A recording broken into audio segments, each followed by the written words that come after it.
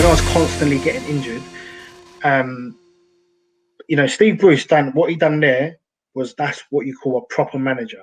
That's fantastic. Very few would probably go to that extreme, especially back then, to go through them extremes to keep in contact with you and so forth. When my last injury at Charlton, the manager came into me and his words were to me is, I think maybe you should retire. That's what he said to me when I was crying my eyes out on the treatment bed. Again, the difference and contrast with that is massive, right? Yeah, when you're low and you feel he's left that room and you feel even lower. Right. So it's so important for managers, coaches, staff, to be on point with those simple words. Because was that round about the time where you contemplated suicide and that as well? That day I attempted it. After that day when I left the training ground, I went back to the hotel and checked out. Sort of say how I tried to attempt my life, but I did something. It wasn't successful, but in doing what I did, I called my dad and I said, "Dad, I've done something stupid." So I guess that was my sort of cry out for my last sort of like attempt to fight back. And luckily, my dad wasn't too far away, because if I can't get hold of him or whatever, I may not wake up. But I just remember him sort of bursting into the room, and I literally lost consciousness. So, imagine how my dad would have felt at that particular time. Just seeing me go out, just lose consciousness, and then that was it. I don't remember nothing else apart from waking up in the hospital the next day, feeling very embarrassed, very just tired and drained from life. But I actually still went and tried to go in for treatment the next day. When you say they're embarrassed, was that just because of what was going on, or like? I've got 5 beautiful children. I've got children, so I guess there's an embarrassment that comes into it because I'm a fighter. That my spirit is a fighting spirit. Everything I've done, even the way I used to play, everything's explosive. Everything's a fight. Everything's like I'm there. Do you know what I mean? I don't give up like that. And for me to give up on life, and my children are my world, they're my everything. But the place that I was gave me a great understanding about depression, and gave me a great understanding about people that do truly suffer. Because, my kids couldn't save me at that time. Nothing could save me at that time of making that decision, thinking everyone would be just better off without me. So you couldn't, to make that call to your dad, though. To make that call to my dad, who is my best friend, I felt like I was letting everyone down at the time, and it wasn't something I want. It's not something I ever want to revisit, or I don't want people to visit that place where I was, because it's a very, very dark place. But I think the lead up to what I was going through, I became quite destructive.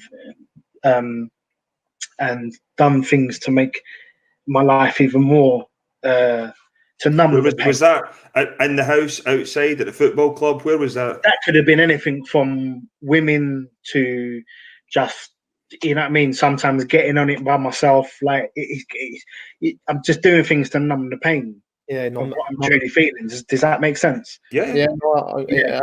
It's interesting in that, Leon, because see in terms of when you come through it, do you feel as if you had a lot better routine in your life? Do you feel as if surrounding yourself with positive people, maybe just overlooking the full thing of sort of how it happened, and because you do touch on you're helping kids in different situations, and you're talking grown men.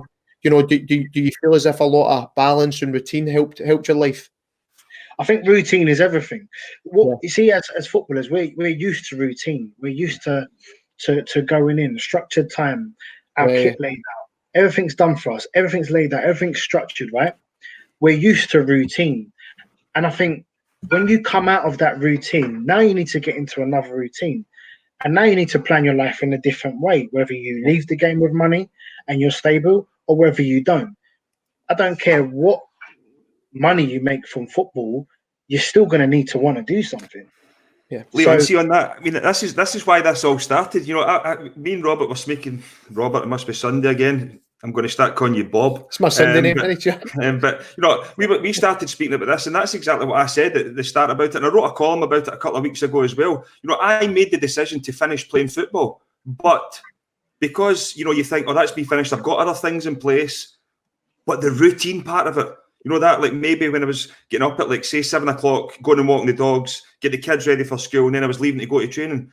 That 7 o'clock became 7:30. It then became 8 o'clock, and then all of a sudden your routine was just all over the place. And it wasn't until like 5-6 weeks after I had finished, when the team started going back to pre-season, I realised, I was like, whoa, I really need to get a routine here. That I'm finished playing, but I need to get a routine that I can work with. You know, whether that's getting back up at 7 o'clock, going and walking the dogs. And now I go and play 6-a-sides and that with the guys and that. And I love that. But it's that routine of getting up and getting on with your day that you know, a lot of people need.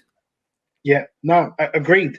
And that's why I feel like, you know, it's so important to have a plan, you know, to plan your days, to have that routine, to have that structure. You know, even if it's as simple as what you have for breakfast, but just incorporate it into your day. It's very simple, but it's all about adapting and accepting what's finished, but now moving forward to what exciting things can come in your life. I never thought I'd be in a position of, you know, after everything I'd sort of been through, to go into professional boxing, get to elite level again, fight for titles, win a title, and retire at 39 years old. It's that right? We're all as footballers, and we can all touch on it. We're all addicted to the high. nobody likes the lows. Nobody likes getting beat. You know, you're so passionate about winning because you know you set out, Leon, and you'll know as well, boy, that you know the game's finished the Saturday. You have the Sunday to kind of, you know, dwell on the sort of whether it's a good result or or a bad result, and then Monday, everything's geared up to the Saturday. Yeah. So people that don't realise you start the hard work Monday, Tuesday. Maybe some teams have the Wednesday off, Thursday, Friday. It's more tactical, sort of leading up into a game on a Saturday. Everything's geared up, and then that feeling gets you know, the high gets took out your life, or the chance to have the high. So it's a very important. It's the release. You're building up, and then you get that release. The game. But as you say there, it's just having the option to have the high or the low. It's you know, when it's listen, I'll be honest with you. For the best part of most of my career, after games, I'd have a cigarette and everything. Like literally, not because like I'm being cool. I just needed to like calm down. Literally, do you know what I mean? And that, to be honest, it was. Do you remember Telio Lombardo? He came to Palace. Do you remember Lombardo? Yeah. And the Italians, they're quite into their like smoking. They're not really like on the drinking side of it, but they were into like their smoking and stuff. And I was like, oh right, okay. So that's how I kind of sort of calm things down. Obviously, it's different when I was playing then, but you know, they're all athletes now. But yeah, I think it's definitely that. It's that having that release. I mean, especially if I scored in that, and I was pretty, you know, I was like pretty enthusiastic and everything I'd done. That probably lasts me. I mean, I'd probably still be on a high up until at least Wednesday, Thursday, easy. Yeah, like just flying, like, you know, flying. Once I get into that rhythm in training, I'm like, no, get off. Do you know what I mean? Like, I'm buzzing. Strikers are listen.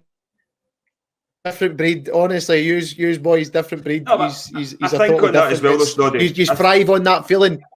We do, but then you know, if I had a bad game, if I had a bad game, you had more bad than what you had good. To be fair, I'm missing. I've got the hump. I can't watch nothing. I can't watch Match of the Day. I can't watch nothing. I've got the hump. See on that. What can we do? You know, as not just a country, you know, like us and with this podcast, yourself and what you're doing, the authorities, the government, everybody worldwide. What can we do to change? You know, the whole not so much stigma, because a lot of people are speaking about it now and they're trying to make it different. But it's getting better, isn't it? But listen, it's very simple. You know, like the more normalized it comes, the better things will be. So what you guys are doing now is great. You're going to make a difference of what you're doing and the topic that we're speaking about. There's always someone listening. There's always someone listening in, and it will ring true. It will hit home. So as long as you're affecting someone's life with what you're trying to achieve and do, that's how we keep getting better with things. Like, you know, the more people speak, the more people talk, the more normal it becomes, and therefore we can start adjusting. Because, you know, I think it's definitely we've still got a long way to go.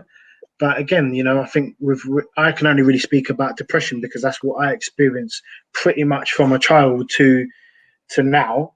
I understand and get it. You know, I've never took medication, but whether that's right or wrong, what worked for me may not work for someone else. But what worked for me was to believe in my sort of fight it mentality.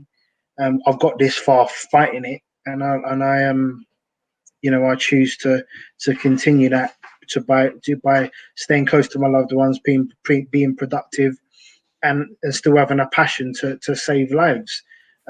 Ultimately, all over the world. That's what I feel my vision is. Well, if there was one message that you would want to put out there to the world, what would that be, Leon?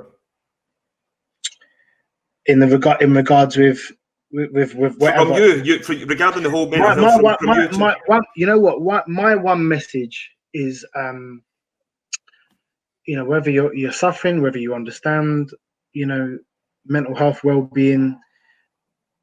I feel like when you try, you win in life. So, you know, as long as you continue to keep trying, you'll never fail.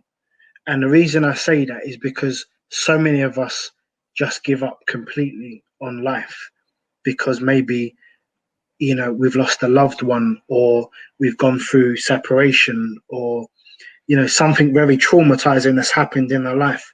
And we have the tendency to maybe just fuck it off. Do you know what I mean? And my message is I understand what it's like to be looking up, and I also know every time that I've fallen, and I've fallen bad many times. I've achieved a lot, but I've also fallen badly along the way.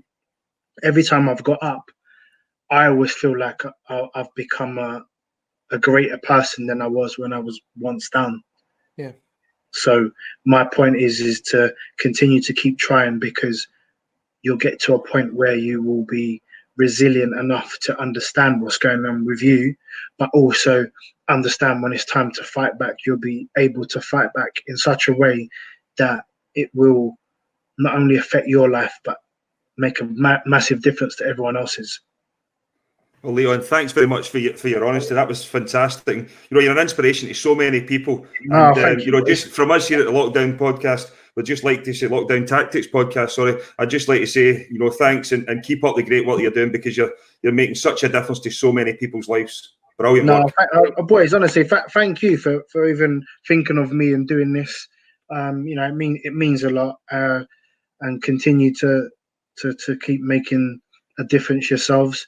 I appreciate having me on, and yeah, just keep trying, you know, stay safe. Everyone stay safe and keep trying. At some point, things have got to even out, and we'll get back to normal and start continuing. We will. Yeah, let's hope so. Brilliant, Leon. Brilliant. Yeah. Thank you very much, Leon. Listen, gents, thanks a lot. Yeah, take care. Yeah. Thank you. Thank you. Bye, man.